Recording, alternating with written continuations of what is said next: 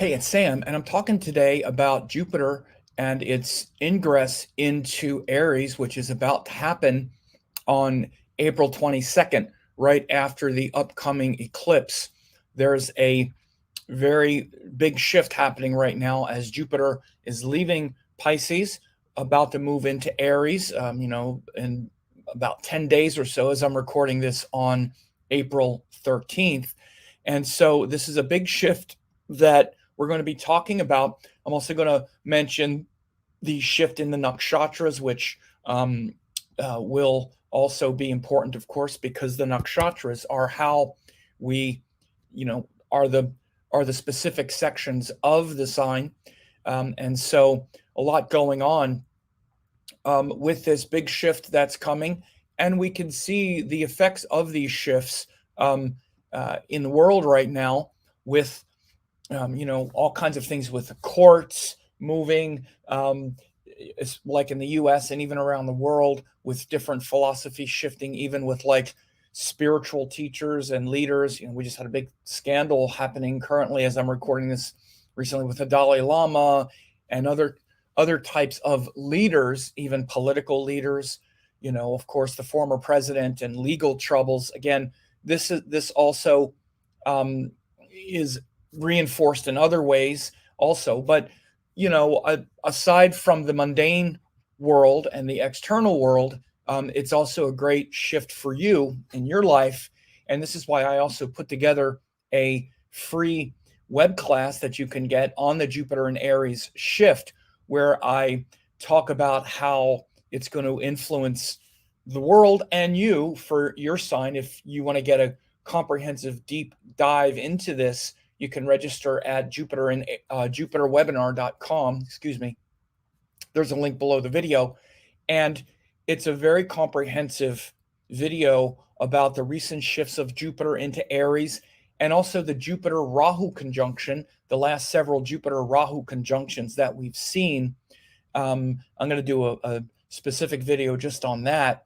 The last two times Jupiter and Rahu joined, once was in Capricorn and once was in Leo. Those were the last two times. So now we're having it in Aries. So again, these are very important shifts that are happening right now, and you should avail yourself of that free deep dive into the last time Jupiter passed through Aries, Jupiter Rahu conjunctions, and also what's coming up and the predictions for Jupiter Rahu as it comes on the end of this upcoming eclipse and whatnot. So again, avail yourself of that, jupiterwebinar.com. So as we see, we have this, this shift here of Jupiter being, about to go into Aries, as I'm recording this on April 13th, and Jupiter's at the last degrees, 2753, and he's exactly joined the sun. He was exact, about a day, or actually yesterday, but it's still, almost exactly conjunct here and about to move in. And we're about to have even the eclipse, because you could see the moon is coming around. If I move this forward several days, 14, 15, 16, you see the sun is now in Aries, getting close to Rahu. And then if we keep going, 17, 18, and then on the 20th, this is when we have the solar eclipse in Aries, right? That's on April 20th. You see Jupiter's 2934. He's right behind, just about to go in on the next day. 2 days later, Jupiter goes into Aries. That's on April 22nd.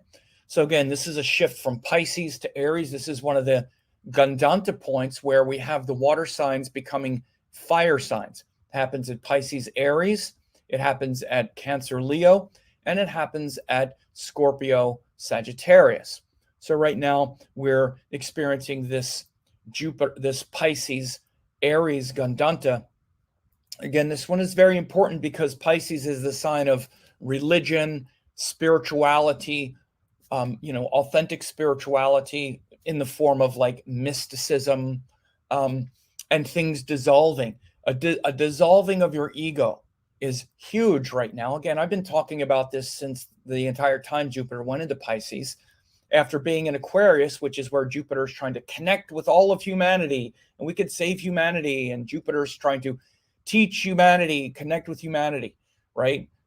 And the world, Pisces, Jupiter in Pisces since April of last year of 2022 is saying, well, ultimately we have to let go of our collective identity with humanity and all of that as well, because we're not just this creature who is part of who has this relationship with all of humanity. Ultimately, it's about me and my salvation beyond just this world.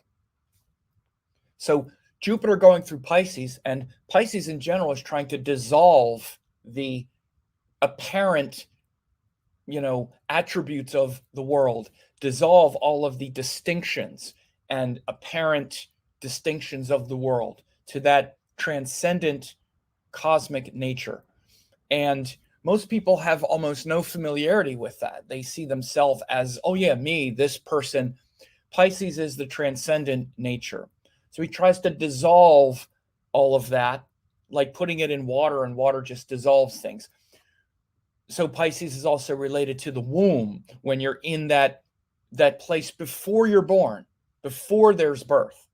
Again, the same thing like the death state, the in-between life state, where there's peace and where you're floating around in the embryo. This is why Pisces is also has that quality of surrender and wanting to escape, and we can escape in unhealthy ways.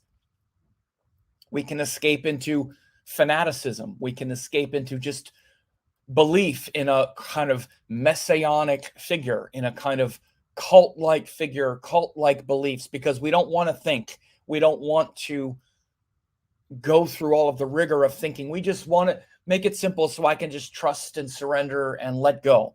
That's what the Pisces energy is, in detriment, right? In the highest context, it's where we are united with the opposite qualities of Virgo, where we've also rationally thought about things and we create routines and structures and habits in our life, so that Pisces energy can literally connect to the transcendent through doing very specific, precise methods. That's what Virgo is. Sit a certain way, breathe a certain way, do very specific things, and your nature will emerge, right? So this unification between the Virgo and Pisces has been huge this last year. So we're not just checking out, trying to escape through some kind of lazy withdrawal, like I want to go back into the womb where I'm safe and comfortable. Again, this is what people do when they want to escape, even into their religion. They want to escape into their dogmatism. They want to escape into their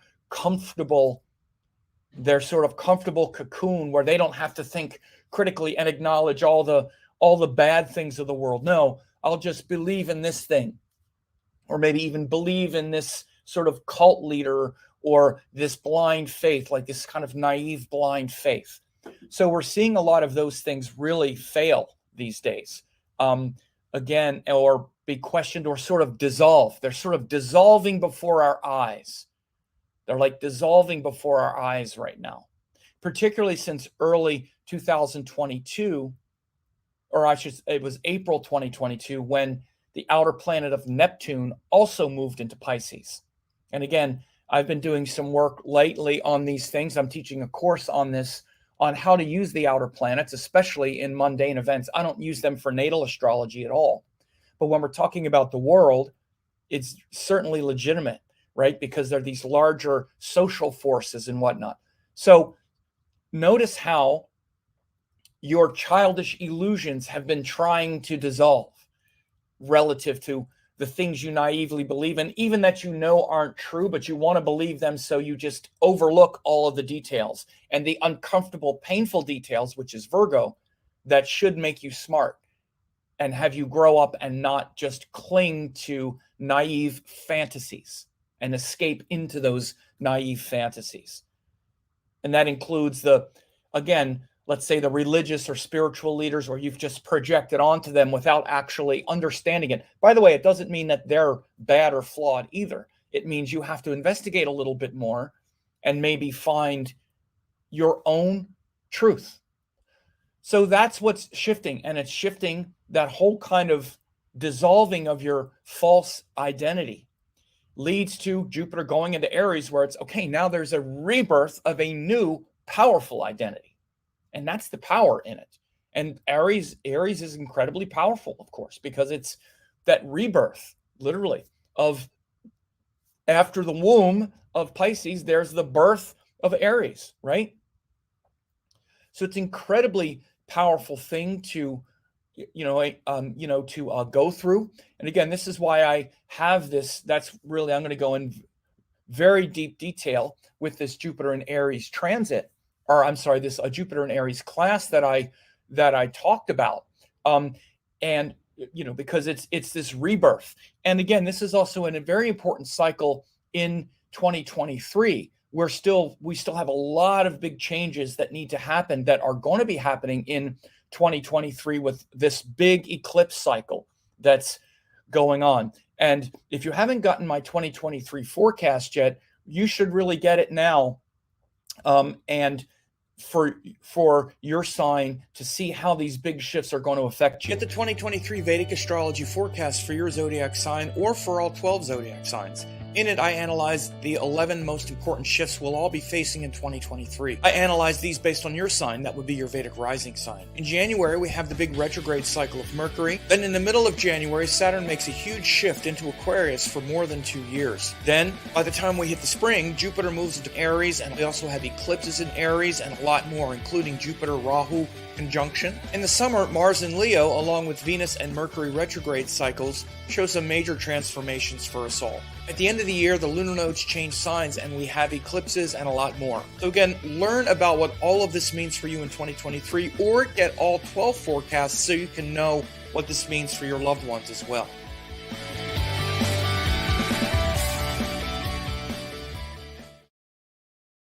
So yeah, very important to know the rest of 2023 for you. And so you could see, as we start with Jupiter and Aries here, I'm going to run this through like with the upcoming weeks, because we're going to go through the Nakshatras here today as well. I'll give a brief overview of, and again, as Jupiter moves into different Nakshatras, I'll talk about them as they happen. But first Jupiter goes into this section of Pisces, Ashwini. And Ashwini is symbolized by 2 horses, and it's this strong propulsive force of Aries, where you really hit the ground running. Think of it like an infant being born, like a rebirth. The first part of that rebirth is very, it's very, the baby comes out and it's crying and right. It's like really lit up with a lot of, intensity. And so it's kind of like these 2 horses that are running forward, right?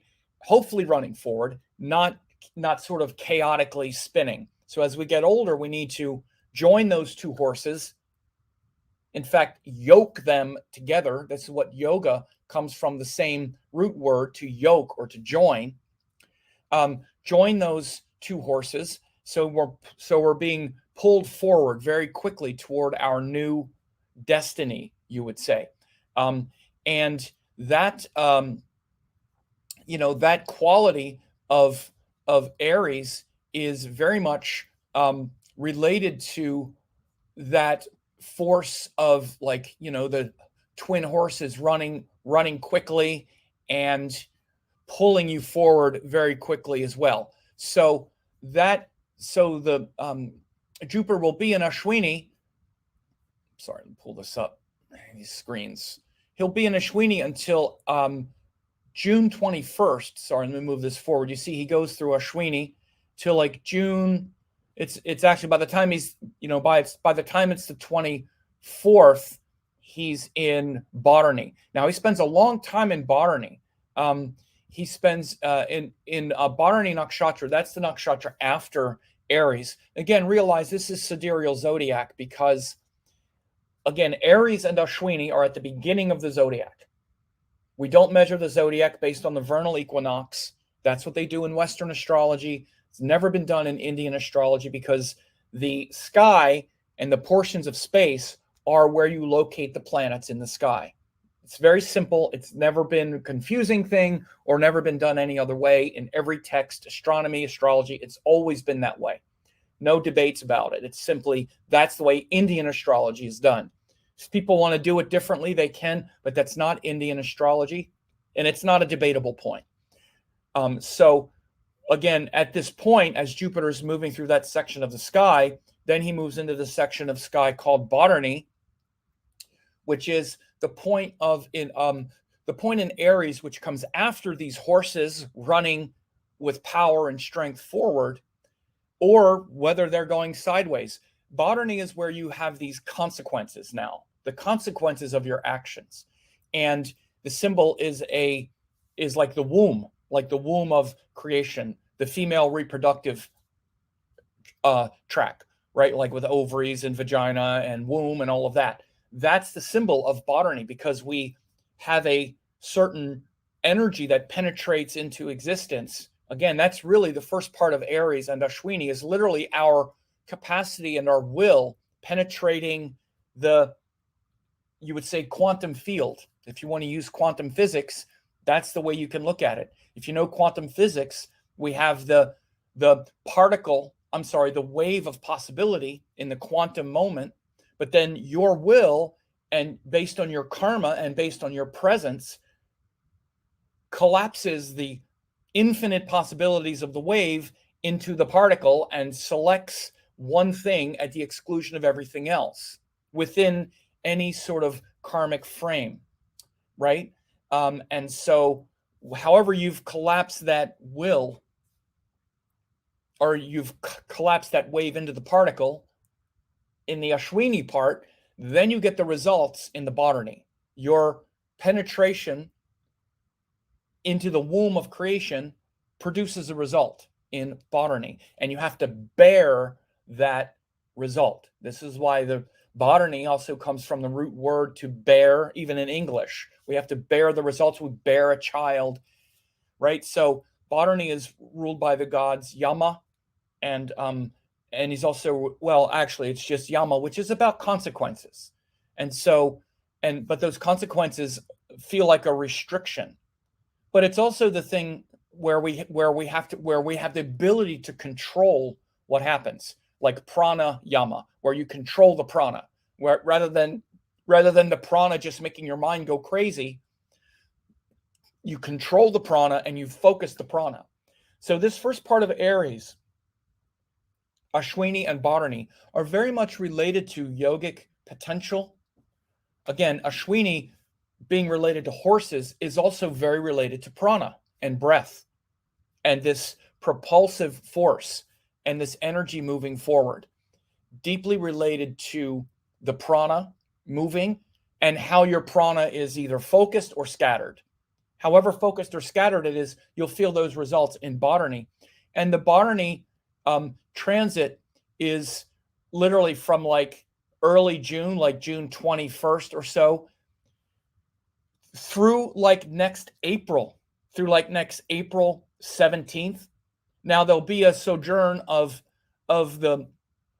Jupiter back into, as you see it goes forward, you'll see Jupiter will go back in early December. But look, watch a Jupiter in Botany, but you'll see in early December, it goes all the way up October, November, then early December, see he turns retrograde, and then early December he goes back into Ashwini, early December, and then he's in Ashwini until early February next year. He's back in Ashwini. Now he's back in Botany again, early February.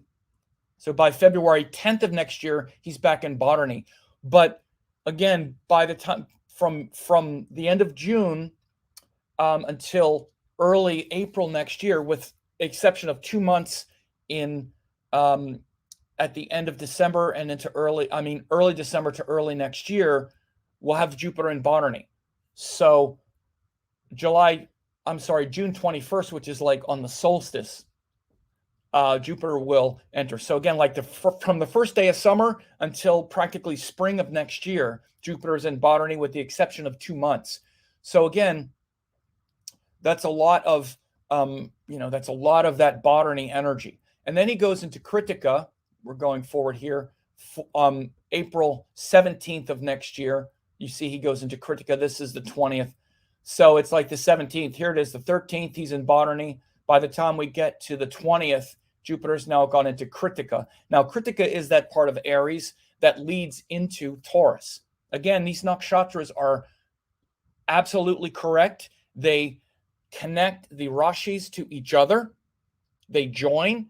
And by the way, the Gandanta is where the knot gets untied. Gandanta literally means untying the knot, because otherwise the rashis are tied together by these nakshatras. And the nakshatra that ties Aries to Taurus is Kritika. It starts in Aries, this fire, this sacred fire of Kritika ruled by Agni, but then it takes the fire into the Yajna pit, where we put the fire in the earth, which is Taurus, and we have a Yajna, for example. So the thing that connects Aries and Taurus together is the nakshatra of Kritika. So we'll feel that next year as Jupiter goes into Kritika. But this is also the thing you should understand about the nakshatra scheme in Vedic astrology. This is why, again, there's just simply no factual basis to the idea that Indian astrology was ever tropical. And you can even see concepts like Gandanta. Why would it be a big deal? Why would you even have the concept of Gandanta, particularly meaning loosening the knot? Why would you even have the concept if rashis were tied, if the signs were tied to the equinox? Why would you even have the concept of Gandanta? It simply wouldn't even really exist. It's where the rashi and the nakshatra stop being tied together. The nakshatras tie the rashis together, and at these Gandanta points, it literally means the loosening of the knot, becomes untied. And that's what happens because there is no nakshatra to tie together Pisces and Aries. Pisces ends with Revati, Aries begins with Ashwini. And so there's nothing tying it together. That's why things get very, very transformative and unstable at the Gandanta points. Whereas the connection between the other rashis, Aries to Taurus, Taurus to Gemini, which is tied together by Mrigashira Nakshatra, Gemini to Cancer, which is tied together by Punarvasu Nakshatra. Then you have another Gandanta between Cancer and Leo. Cancer stops at Aslesha, Leo begins with Magha, and there's no nakshatra to tie it together. So it's like the continuity gets untied at these uncertain points, and it takes, the planet has to move into that sign a little further before it gets tied back to the rashis again. So again, it's a very simple concept, but very deep and profound. So as I'm recording this, we're in this Gandanta period with Jupiter between Pisces and Aries. And by the way, the Gandanta, I'm kind of a stickler. I don't really consider it's Gandanta until it's about 1 degree. Now, again, technically we could be in that because some people say the last nakshatra pada. I'm not going to debate that. It's fine. It's not even really a debate. Anytime they're moving, the end of Cancer, the beginning of Leo, the end of Pisces, beginning of Aries, Scorpio, Sagittarius, it gets uncertain. But you really see it. You really start to see a kind of loosening and then untying the closer it gets to the exact degrees. And usually within the 1 degree is where you really see it. So this would be the 18th. So again, here on April 18th until like the 25th. Let's just run it for this week. So again, you want to see Jupiter at 29 and before it gets to 1. So here's April 18th, 19, 20, 21. You see, this is like less than 1 degree here. 22, he moves, 23, 24, 25, 26. So from April 17th, or no, that was like the 18th to like the 27th. It's about 10 days that Jupiter takes to cross these 2 degrees. And I say 2 degrees because it's 29 Pisces to 1 Aries. So it's about 10 days. That's when you can really see it. And look for things like I just said. Again, a huge thing that's happening that we can see in the world, the courts. Notice we've had so many unprecedented court situations happen. Again, it's really escalated since Neptune also went into Pisces, sidereal Pisces, last year, April of last year. But again, we still see it now. And again, unprecedented with our last president, one indictment and several indictments on the way. Again, we haven't seen this before. But also, all of this stuff with the media, look at how many things are dissolving, like the dissolving of things, like the dissolving of the illusion, particularly like we've seen with these are huge court cases which are going to really shape and change our public perception, particularly of the last president, of the right-wing news apparatus, that this trial with Fox and Dominion, and all of these disclosures that have come out, particularly like all of the text messages between like all of those Fox celebrity, correspondents, and how much they actually hated Trump, and all of that whole thing just blowing up and being revealed, coming out. Again, these are also Pisces things, secrets, all of these secret communications that were going on behind the scenes. Even when Jupiter was still going through Pisces, when Jupiter were going through these places, Jupiter in Pisces now, and especially since Neptune also went into Pisces, what you're seeing is all of these things coming out, all of these secrets being revealed. And we're seeing what was really going on. And it continues, but so I just use this as an example. There was a lot of other things, like I already mentioned, but this is one thing we can definitely see publicly. We just recently also had a leak of documents, Defense Department documents in the U.S. About the Ukraine war. So there's all kinds of shocking behind-the-scenes revelations coming out that change all kinds of things. We had the expose of the Judge Clarence Thomas and his improprieties with accepting gifts. All these kinds of things with the courts and the legal system, notice this, are really, again, we're seeing things exposed and leaked and being revealed. On the other side of that, these planets go into Aries, and Aries is also about the fury to fight back and all that. I'll talk more about that. But again, what we can expect with Jupiter in Aries during that entire time is going to be where there's less, because right now there's not a lot of action really happening around it. The action is we're kind of seeing the things revealed. Like we're actually seeing the text, or we're seeing the this or the that. But then Aries is like now, like those things are like incubating right now, but they're not born yet. For example, we're not seeing, the trial or the this or the that, or it's not really blown up yet. And Aries is the explosive blow ups and these things that are incubating and in the gestation cycle, which is a lot of these things gestating. When Jupiter goes into Aries with Rahu, especially with this eclipse right around the corner, this Gandanta, expect some very shocking things in the next 10 days before we get, like by the end of April, once Jupiter gets 1 degree in Aries. And then again, this is coming right after eclipses and all kinds of stuff. Also the Mercury retrograde. There's a lot going on. So this isn't, necessarily a major update on all world events, but definitely notice the shift from the Pisces into the hidden things coming out to the Aries, which is the explosive stuff coming.